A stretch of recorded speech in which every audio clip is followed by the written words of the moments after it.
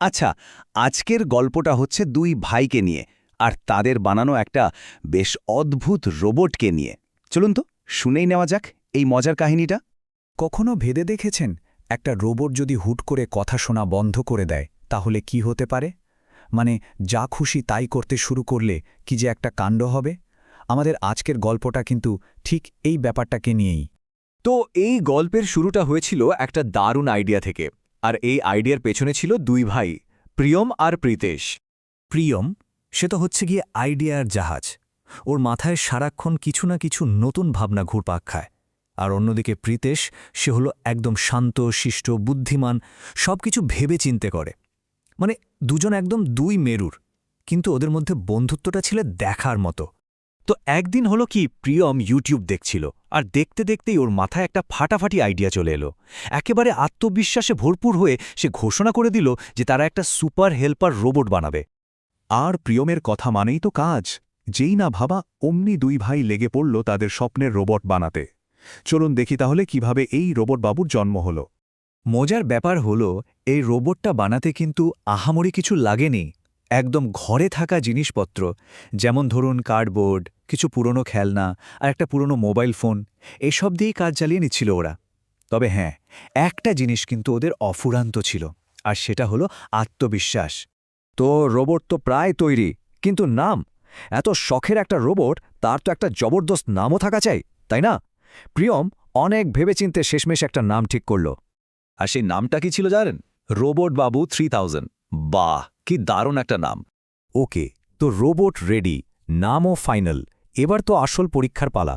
কিন্তু এখানেই গল্পটা একটা মোড় নেয়, আর শুরু হয় আসল গণ্ডগোল। প্রিয়ম তো একদম বসের মতো ভাব নিয়ে রোবটবাবুকে তার জীবনের প্রথম নির্দেশটা দিল। রোবটবাবু, ঘর ঝাড়ু দাও।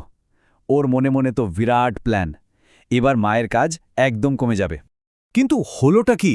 ঝাড়ু দেওয়া তো দূরের কথা, রোবটবাবু হঠাৎ করে নাচতে শুরু করল। আর সে কি নাচ! ঘুরতে ঘুরতে সোজা গিয়ে এক ধাক্কা মারল সোফার সঙ্গে।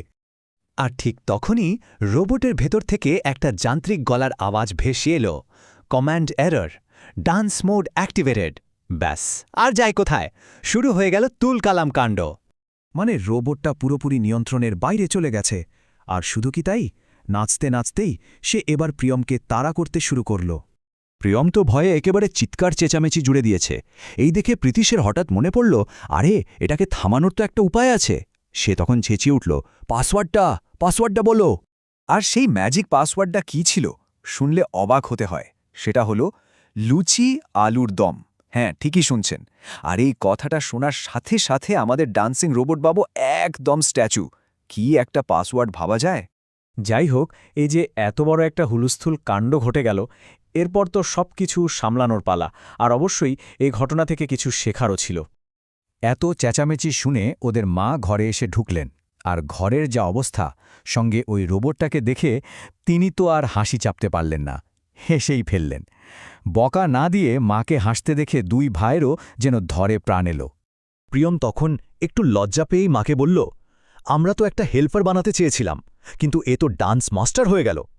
তবে এই পুরো ঘটনাটা থেকে ওরা কিন্তু খুব জরুরি দুটো জিনিস শিখল। এক, শুধু ইউটিউব ভিডিও দেখলেই সব শিখে ফেলা যায় না। আর দুই, যে কোনো কিছু করার আগে সেটা নিয়ে ভালো করে পড়াশোনা করে নেওয়াটা ভীষণ দরকার। আর শেষে প্রীতেশ ঠিকই করল যে পরের বার থেকে ওরা আগে ভালো করে বইপত্র ঘেটে সবটা শিখবে, আর তারপরই বানানোর কাজে হাত দেবে। আর এটাই তো আসল কথা, তাই না? তো এই গল্পটা এখানেই শেষ, কিন্তু একটা প্রশ্ন তো থেকেই যায়, তাই না?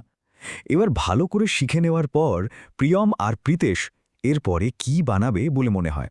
আরও একটা ভালো রোবট, নাকি একদম নতুন কিছু? এটা না হয় ভাবার জন্যেই তোলা রইল।